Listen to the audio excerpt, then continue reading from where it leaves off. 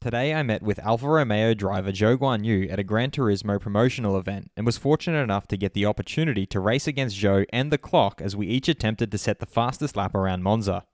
While we played, we had a good chat about the Australian Grand Prix, his feelings being in F1 so far, bubble tea, crazy fans, and which other drivers he would and wouldn't want to be stranded on a desert island with. Without further delay, here is our chat. Do you want to start or should I just do it? Nah, you can start, Joe. How you going? Yeah, good.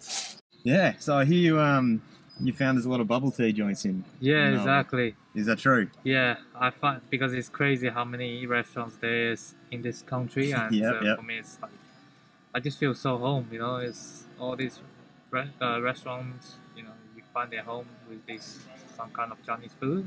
And it's unbelievable to see how many people is here. That's good. It's good. Yeah, it's a nice. big difference because you've been in London for quite a while. Yeah, now. exactly. And but still, to London, it's like it's a bit different, you know, because London is basically it's less Chinese people all around because I guess it's a little bit bigger city, but here just it's all from my home. That's good. It's good. Nice. So it's like a part of a home race for you in a way. Exactly. Yeah. So is this the first time you've been to Australia to race? Yeah, it's first time in Melbourne. I've been in Sydney before, but Melbourne is definitely first time. Yeah. How are you finding it? I like it. I quite like it because in general, it's the track is quite beautiful. It's like a little bit like street circuit, but it's just a very nice atmosphere around it. I think the fans are very crazy. Like my hotel room outside is full of motorsports fans or Formula One fans. You know, it's all here. Like yeah, for sure. Obviously, you never got to race on the previous layout of this circuit. So, what do you expect the changes they've made to have? I mean, in general, looking at the layout, it's definitely quicker. So the track is quicker. 4 DRS zones. Yeah, that's a lot. That's entertaining racing coming ahead, and it's definitely going to be quicker lap time. But in general, I think they made the track a little bit more less bump, a bit wider. So it's always a good sign for us to drive because I don't know if you see this year's car, it's bouncing around a lot. You know. It is. Yeah. Are you having trouble with that yourself personally, or are you finding your team's managed it quite well? Oh, we managed it fine, but we of course have that. But I think at the minute we're just dealing with that situation. We're not doing much more, but everybody is doing it. I mean, the Ferrari. You want to try? You can go for a little bit. It's fine. You're doing well. Go one more lap. Because the Ferrari guys are bouncing even more than us, and they seem to have the quickest cars. So it's not bad. It's true. It's true. And the DRS games we've been seeing in the previous few, do you find that as a good thing or a bad thing? It's what are your thoughts? I think in general it's a good thing because it always gives more entertaining racing coming up. And I think with Melbourne previously, it's quite difficult to overtake. Yep. And with that, might just makes it better. Yeah, no, that's fair enough. Have you been surprised about anything since joining Formula One? Like, I mean, obviously you've built up to it in the junior series, but any surprises? I think the biggest surprise is that I was quite happy with myself to adapting to that because I was expecting going to be a tough one, but I was happy that the way I spent my Christmas pushing hard and it works out quite well. So it's like, I think you can see quite a lot of people didn't expect me to be fighting for points already. So I'm happy for that. But that's a good thing. It's good. Of course, Formula One, the speed in quali, every driver, the step they do is crazy, you know. Yeah. And having tested previously, in previous years with different spec cars, are you finding the grip you get in high speed corners is significantly improved this year, or? Yeah, I mean it's actually quite similar on the high speed. Sure. But in low speed it's a bit more trickier because with the new type, bigger wheel, bigger, wider car overall, it's quite difficult to combine the slow speed cornering.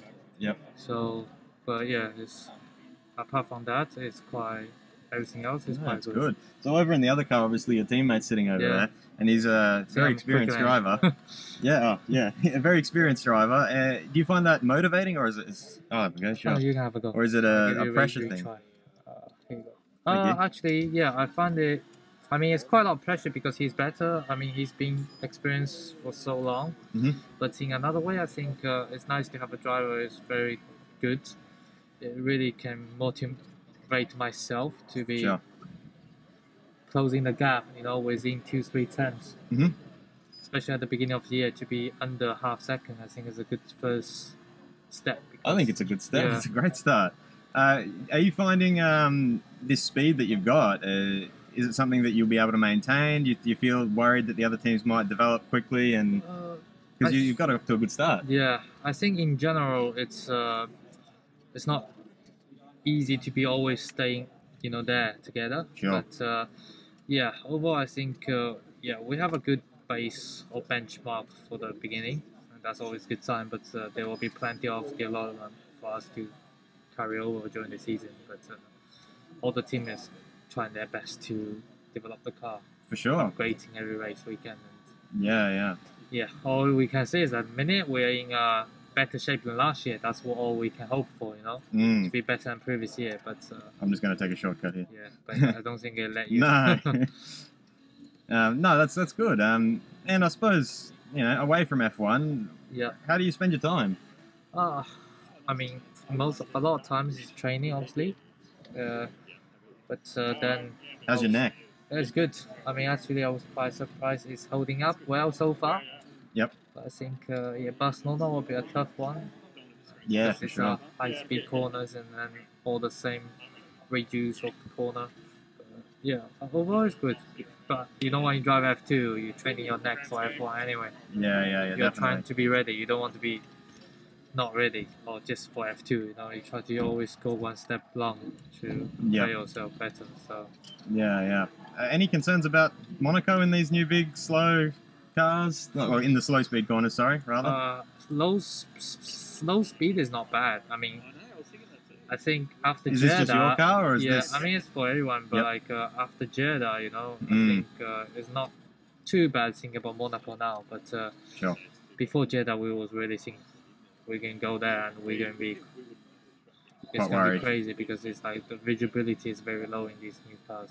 Yeah. When we park on the grid box here, Mhm. we almost can't see our tires if we're over or under the yellow line to be inside the rules regulation. So Wow, yeah, because they've extended that line, now, haven't they? Yeah. they have to because we can't see it. Yeah. I mean, half of the grid can't see it. Depends how you design your car, but Sure. we definitely can't see it. Is that difficult in wheel-to-wheel battles? You're finding? Yeah, Or? it's more like a question mark where to position. But I think after a while, when you know a bit, because we always have some blind spot, and you just get used to it. It's like. Yeah, no, that's fair enough. Yeah. And this weekend, realistic expectations in quali and the race. What do you hope for in a dream world? Hopeful in Q2. That's definitely the first step. Yep. If I can continue that going through Q2. Can we see you in Q3? Well, that's the hope, but considering I'm first time here, I don't want to put myself too much under pressure for that.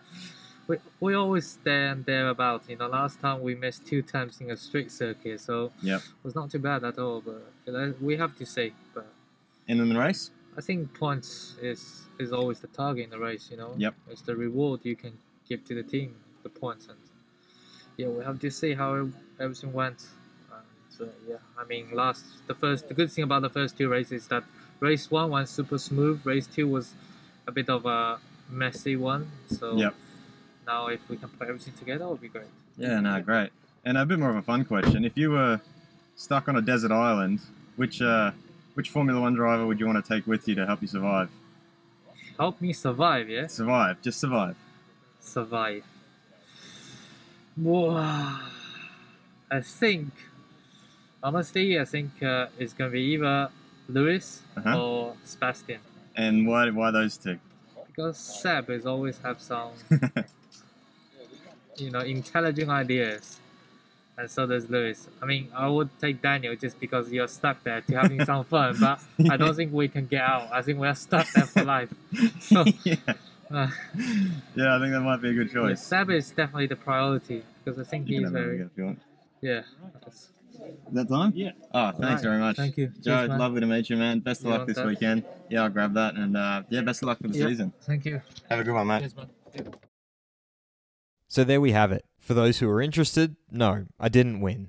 Joe kept his drive clean and tidy while I took the more scenic route around the track. I just want to say thanks to Joe for being so kind and open during our chat. And of course, also a big thanks to Alfa Romeo for giving me this opportunity. Has Zhou Guanyu impressed you so far? Head over to my community page to vote in the poll and let me know what you think in the comments. And if you liked this video, feel free to subscribe and check out my others for all the latest in the world of Formula 1.